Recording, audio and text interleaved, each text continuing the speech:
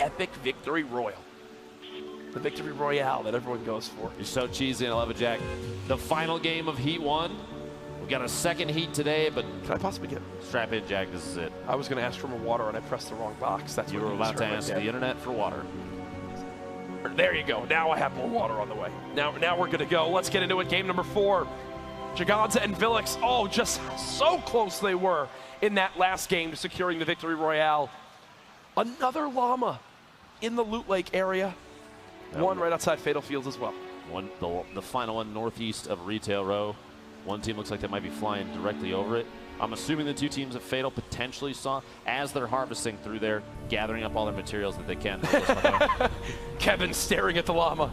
There it is, just hanging out. The llama's so panicked. Llama, you're made of paper mache. What are you doing in the water? Hey, come on, man. It's taking a swim. I love the sound it makes. Like, look at how glorious this being. It's like finding a unicorn. Oh. I just saw on my screen here, Exus from Trouble Boys broke into the first house on Risky and got a golden assault rifle. A legendary assault rifle. You really can't ask for much more. Okay, I think I just saw a thermal pickup there too. Quite a kit already. Maddie and Tina we watched earlier. And dropping down below. You know how we mentioned Nobi each game? Already the first knock. As they look, and Nobi and Noobtra, I'm telling you, every game, Nobi and Noobtra have had 2 elims in the opening minute of every game we've played in this heat. Smack dab in the middle of the map, Dusty Divot, which is safe for the next zone. A trap deployed in there, Flower and Dre. Looks like picking up a pair there. Well done. Catnip and Austin knocked out in this game 4. That third team, though, we saw Lil 129 get eliminated in the feed. Prince still alive. How many elims does Flower have so far? That team looks like picked up potentially a pair. I believe the team that they eliminated took 129 out. Okay. So there's Flower taking the time to use the chug. A perfect time for it, too, early. Oh, Cowboy's so weak. TJ's teammate secured the victory royale. I just received some insane news. Tell me. There was no victor from last game. It was tied for the Make It Rain. This one's $20,000. Make It Rain will be for $20,000 this game. Maybe not realizing that he's literally one shot. Now's the time to push. Can they not see him in the corn? They must not be able to. They must have lost him. They need to harvest the crops, and they'll be able to find their eliminations. And there you go. Now they found him, and it goes on in. Remember, Hero, this duo, they were towards the top of our standings so far. The spray coming on in. Blind firing, looking for hit markers, essentially, just to see if they can track an opponent through there. Dusty gets the knockdown on JDW, which means Ronan, full HP, almost 96. He's got minis, maybe a chance to pop them. They're spraying. They find him, reloads, and Dusty securing a pair of elims there. You just have to blind fire into the corn until you get hits. There we go. That deploying the glider at any time they want to. You saw Sean building up and just jumping off the flyway. Brandpie still alive over here in a kind of a 1v2 situation against FPS and Flame. Oh. Saved himself that glider redeploy just barely. That would have spelt fall damage previously before 6.2. Nice shot. 66. That and crit. an elim secure. That's 2 for FPS. Curious how many Flame has. Could potentially be a point for this team, this duo already. What I really like about this is they didn't tunnel vision on that loot. They know Noobtra was trying a third party and was looking in from Lazy Links. Instead of dropping it and sprinting to that loot like I would have, they immediately get back to the high ground. You see to FPS basically protecting Flame as Flame was popping the Chug Jug. There, forces the player to begin to build, uses that distraction to push on forward, grab a shotgun, grab a submachine gun. Now they've at least got a swap weapon and a good little combination for a close range battle. Purple double barrel and a green AR is all he's sitting on right now, plus some minis. Super Evan up there in the top left. Looks like Gotnek, his teammate, might already be eliminated, and Evan is very low on HP. Frankie and Johan from DK trying to avoid these stink grenades, going to try and edit through any way he can to get out of the damage. And gets baited into Tinny's explosive. And dude, that's just how good these utilities can be. Team from Atlantis here. We've seen him put on an excellent show. Previous games, we'll see if they can do it again. Stink bomb forcing. Have a retreat there. stuck in a tough spot there. Going to have to push through his own structures with edits as his teammate Maestro has got a top down on his opponent stuck in the box underneath. Now's the time. You have a forced split. The window edit. More stink bombs. They have to have health advantage here. And I love this. Attack from the 2 different angles. Attack shotgun shots there. Down onto the Reaper. No Will crit Reaper damage. go Trying to push down? through Nope. Every surface. Reaper's just turbo build in this situation, going to come in big. And this is a fantastic use of the clingers. Because they now drop down, that's Double O Flower who gets exploded there. Fantastic job. If they're in 1-1-by-1, you begin to clinger them from the top now, no longer from the sides. The clingers immediately fall when they don't have a wall to climb onto. And just like that, they drop right into the box. Double O Flower has no protection. Nicely, nicely done. On the left side, just a moment ago, it looked like a rift to go is used for somebody to escape there. Maestro dropping healing for his teammate. A blue AR, green pump, blue 6-shooter there. The 6-shooter as a swap weapon is interesting to me up close. It's for me, it's very hit or miss. The 6-shooter. Literally. Yeah, well, that's true. Everything in the game is hit or miss. But it's one of those things where it's like, at times I fry, other times I don't know. Yeah. 5 minutes, 20 seconds for $20,000. Cloaks, he's spamming the grenades down below just to see if he can knock some structure out, expose his opponent underneath. They're going to just keep going for it. 10 nades, my goodness. They're not even there. There we go, That last one might hit. Got shots from the side, gets a bunch of tanks, 35. There's no shield on the target, so the call out on Eternal is definitely a get aggressive right now. No shield on the target. The trade out there, Tfue. Yes, the second Elin, wiping that team. And this was from very early on in the game. How Iptre got in this fight. Quick little cleanup on the little Fritz.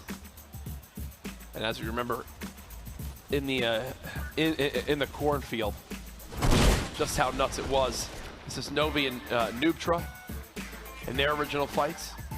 Oh, did he get the res? I don't think he did. Folks, Tfue both still alive. Looks like a second team has moved in. It's the Kayun and Ghost. Sean. This is a huge battle right here between Ghost and FaZe, two of the most prominent organizations in Fortnite competition. So that's a typical way to retake the high ground. Opponent starts to break your front wall, you ramp, and then edit out the roof. But Sean spotted it right away and matched his opponent's builds. The spray with the legendary, or the epic compact SMG. It's going to rip all the shield and health down off the one player. I believe the advantage right now is to the duo from Ghost. It looked like that player caught off guard inside the box that was dropped down was Tfue, just based on the skin. We'll have to see that, though, here in a second. Just trying to do any replace. Oh, it's Cloak over there on the side. Tfue is building away. And this has become just a maze of different material types. Players trying to figure out who owns what walls in here, because there's been so many replacements of surfaces and edits that have happened. You can't necessarily tell. So at times you're going to see people these players just replacing everything that they can with their own structures. Look at how much information they're getting right now, just peeking on through. Tfue and Cloaksy still just spraying. There's another elimination down on the Crashy. They're on the low ground this time around. Not used to seeing Tfue and Cloaksy in this position. Red maybe going for a sneaks a Did grenade. that sneak in there? Oh, just barely missed. Look at all that loot. You know how badly Tfue wants to try to make a move towards this, and here he goes. Yep, I knew it. It was only a matter of time. Does get tagged on up once they have another rift to go in their inventory. And you saw that? The heavy sniper on the ground as well. If Tfue can live through this moment, you know he's going to go for it. This might have all the signs of another great endgame. It's such a big utility piece for this team, too. We've seen in the past, multiple teams will use it as a way to bash through and surprise opponents, just catch them off guard almost immediately. To spray from what looks like, is that the gas station Look building? at his materials. 3,000 mats. Almost max. He could build forever. They're in a brilliant position now. I don't know if they've grabbed the heavy sniper yet. I think they're waiting to potentially pop the rift to go. Heals coming on in. They're just chilling for the moment. Zone about to close. Is it rift time? Oh, it absolutely is. Coming out. And they'll grab the heavy sniper with it, and they are gone. From the very edge of the zone. Don't blame them. A good rotation moment. This is insane. There are 44 players left. You're going to want to pay the most attention to the feed because there's going to be so much happening. We won't be able to call all of it. You see in the bottom right, some third partying there as players are starting to rotate a little early. Part of the zone is still safe. Players can go for that inside the white circle, just on that northeast side, build up early. That's an opportunity to catch people rotating too. That would be a very traditional Tfue and Cloak play too, is to build up just in that spot. Literally as I'm saying it, look at their position, Jack. Right there. Oh, they're getting launched on though, or people are gliding on them. Tfue is on the high ground of the new zone, at least for now. He's got to keep watch, though, of still that top Viking village in the trap. Elimination comes on in, and he's rewarded with what he needs. Some upgrades for his weaponry. You see the bandages there as well. We'll be able to get back up towards 75 HP. Decides to not take the. There's an can't epic do it yet. Heavy shotgun in there. Oh, he chose that. He chose a green pump over the epic heavy shotgun. This is a straight up build battle right now for Tfue. Looks like he's got the high ground at the moment. Look at the speed at which they're just layering and layering and layering. And every single one of those builds is reestablished too with multiple walls and floor surfaces. Just so you can't just shoot out one piece. You have to shoot out multiple pieces. Basically just build battled 2 people right there by himself. And just like that, Tfue. 66 the crit, 33. It's back where he always is. No shield left. Still, we saw Tfue earlier with almost 3,000 materials, and at that point, we just saw he had burnt about 2,000 of it in amidst those fights. How crazy 200 is that, plus man? builds in a 1v2 situation as he's building up the shots down from above, still just trying to spray out.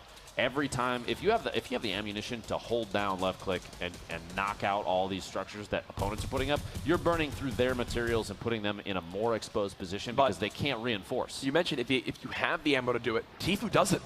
He's down to 45 AR shots right now. So he's wasting a lot of his resources. Cloaksy's only got 80 as well. They've got to make the most of the end of this. Cloak seems like he's found his little pocket where he wants to begin to slay on out from. Falls back in for the launch pad to take it to the next zone. Frizzable stuck down low. Shots coming in from all different areas. Going to go for the high ground, the quick floor above, and the nice edit at least gets off that low ground for the moment as he'll look to reset. Korea and Nibs, we watched win the last round. Good swap there on Frosty. The shots from Korea gets a double there on Frosty and Bertnex, putting in 2 eliminations. If Nibs has even one, that's a single point. Frizzable can't get out. He's took so much damage. Fast enough, though, to still rotate in. 12 HP, 50 shield. Frizzable taking shots at players that are in the middle of engagements, hoping he can get anything off. Go. And he just waited. Waited way too long. The zone takes him down. Now down to just 19 players left. Tfue and Cloaksy both still alive. Cloaksy only with 62 HP in total. Nice job blocking those shots at the moment. The next zone about to begin now, as it looks like Tfue's in another build battle. And you see, in this build battle, Cloaksy stops for a second to try to help knock down his opponent, to give Tfue any help he can get in that engagement. They're back on the high ground again, and Cloaksy's turn now to take this role and just shoot down on any unsuspecting enemy. Like this. What a shot. X's from Trouble Boys goes down. They're to Tfue's always shotgun. up top. It is nuts, man. They are always one layer above. Look at this. There we go, the top down. The advantage there is so substantial because as players are building up to try and get a height advantage mid-fight, if Tfue and Cloak already have it, 5 players left. Bravo and Barnologist going down the zone there. Villix and Jaganza, I believe, at the high ground now. That should be Tfue. The knock and Tfue, which means it's up to Cloak. 6 grenades. Oh, good luck. Good chance here. Only a little bit. 10 builds left for Villix. Not a lot of mats. Dropping grenades in, just anything.